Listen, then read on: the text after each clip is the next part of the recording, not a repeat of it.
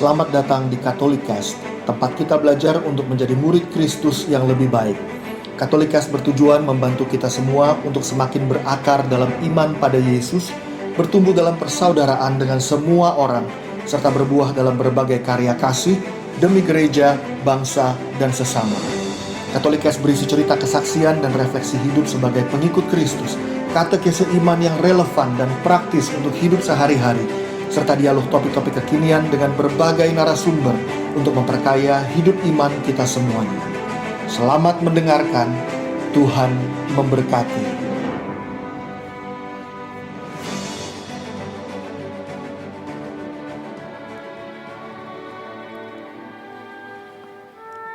Kita jumpa lagi, kali ini untuk bersama-sama merefleksikan bacaan liturgi Minggu 2 Mei 2021.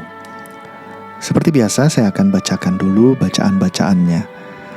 Bacaan pertama diambil dari Kisah Para Rasul bab 9 ayat 26 hingga 31.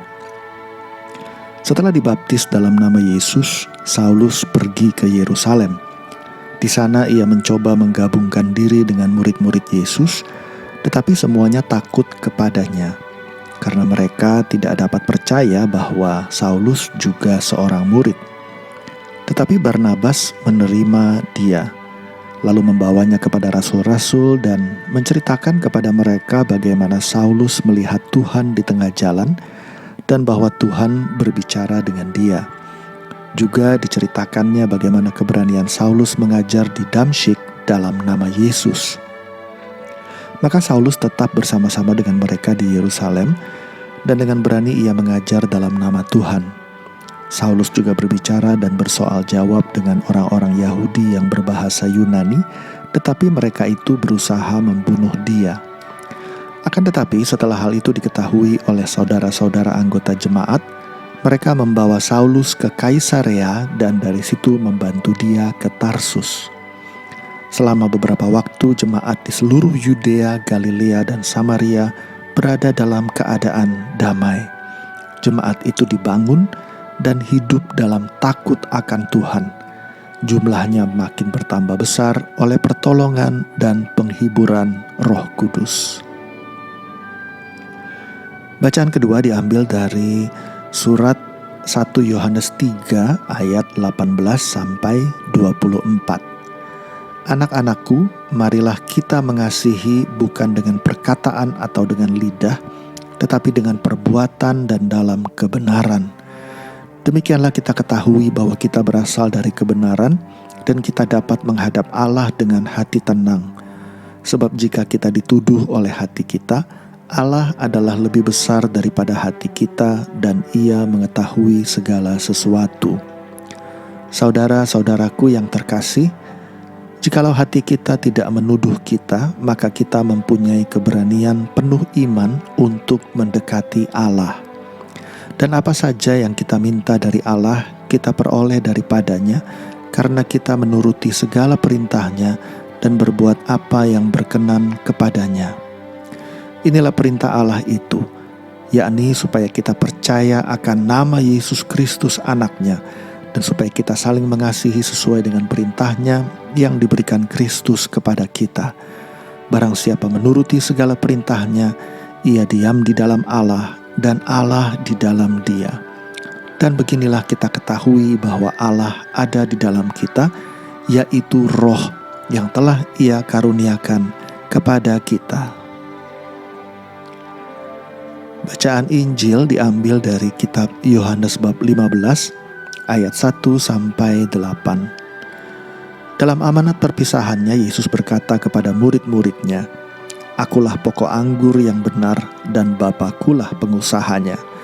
Setiap ranting padaku yang tidak berbuah, dipotongnya, dan setiap ranting yang berbuah, dibersihkannya, supaya berbuah lebih banyak. Kamu memang sudah bersih karena firman yang telah kukatakan kepadamu. Tinggallah di dalam aku dan aku di dalam kamu. Sama seperti ranting tidak dapat berbuah dari dirinya sendiri kalau ia tidak tinggal pada pokok anggur, demikian juga kamu tidak berbuah jikalau kamu tidak tinggal di dalam aku.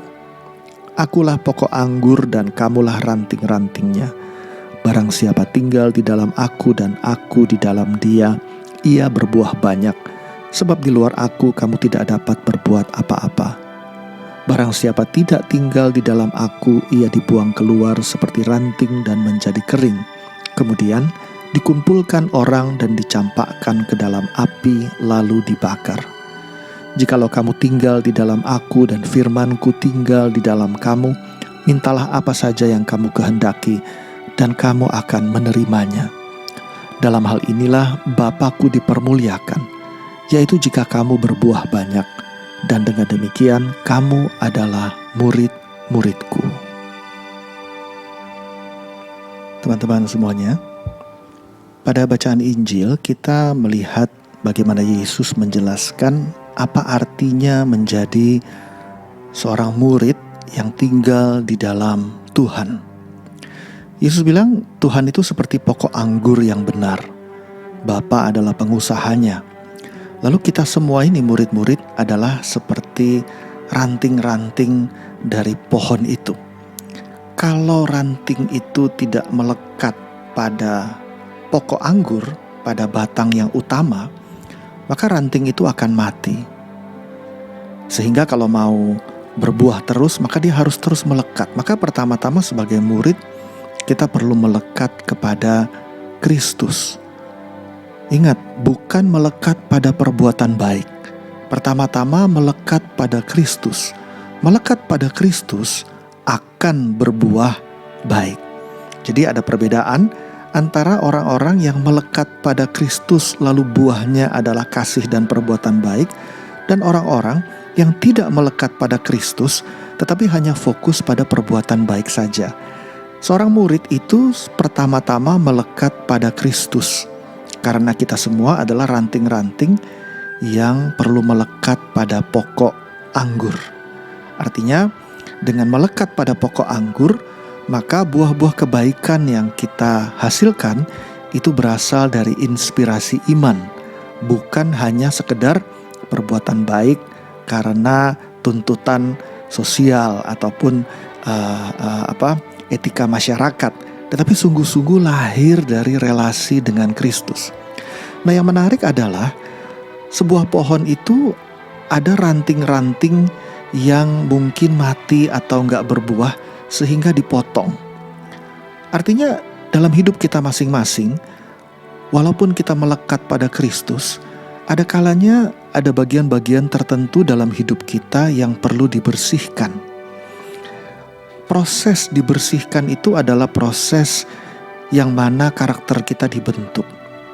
Karakter kita dibentuk, hidup kita dimurnikan, sehingga dengan demikian semakin hari kita menjadi ranting yang semakin bersih, semakin murni, semakin lekat dengan pokok anggur, lalu tentu buahnya menjadi berlimpah. Hal ini kita lihat dalam hidup Paulus pada bacaan yang pertama. Saulus tadinya adalah seorang yang mengejar-ngejar bahkan membunuh pengikut Kristus. Tetapi waktu ia mulai bertobat, ia mengalami Tuhan, ia menjadi seperti ranting yang ditancapkan pada pokok anggur. Ia punya hidup yang baru.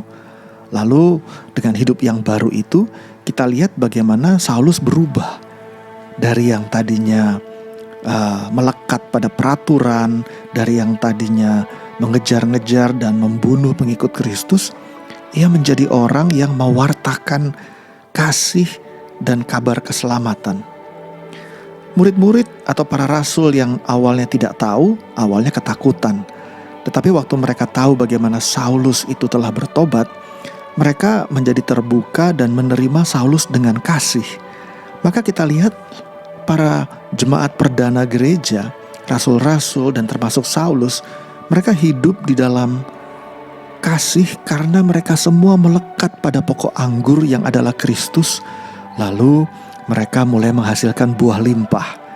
Buah limpah berupa apa? Berupa orang-orang yang terinspirasi, melihat kesaksian hidup mereka, lalu hidup-hidup orang lain itu pun juga berubah. Maka kita lihat di akhir bacaan yang pertama tadi, dikatakan bahwa jumlahnya makin bertambah besar oleh pertolongan dan penghiburan Roh Kudus. Itulah yang mau dijelaskan juga oleh Yohanes pada bacaan kedua, bahwa perintah Allah yang terutama itu, kalau kita sudah hidup di dalam Kristus, kita akan melekat pada pokok anggur, relasi dengan Yesus, lalu buahnya adalah hidup yang penuh dengan kasih terhadap sesama. Kasih terhadap sesama itu akan menghasilkan buah-buah yang limpah, sehingga banyak orang juga akan diselamatkan. Tetapi satu hal yang saya mau garis bawahi adalah perjalanan menjadi sebuah kelompok jemaat yang penuh kasih itu tidak terjadi satu malam, tetapi perjalanan pembentukan. Maka sebagai pengikut Kristus, kita akan melewati berbagai situasi yang mungkin gak enak, karena dipotong, dipangkas, dibersihkan, itu tidak enak. Tetapi dengan kita dipotong, dipangkas, dibersihkan seperti sebuah pohon, kita menjadi sungguh-sungguh bersih, karakter kita terbentuk, dan kita akan benar-benar menjadi seperti Kristus dan mengasihi seperti Kristus, maka buahnya juga limpah. Teman-teman semuanya, kalau kita menghadapi banyak tantangan, justru kita perlu bersyukur, karena tantangan itu membentuk kita menjadi semakin serupa Kristus di dalam mengasihi. Terima kasih telah mendengarkan podcast ini. Jangan lupa untuk berbagi Katolikast kepada para sahabat dan kenalan kita, supaya semakin banyak orang mengenal kabar gembira Tuhan Yesus dan mengalami kasih-Nya yang memulihkan, menguatkan, dan memberkati. Sampai jumpa di episode Katolikast yang lain.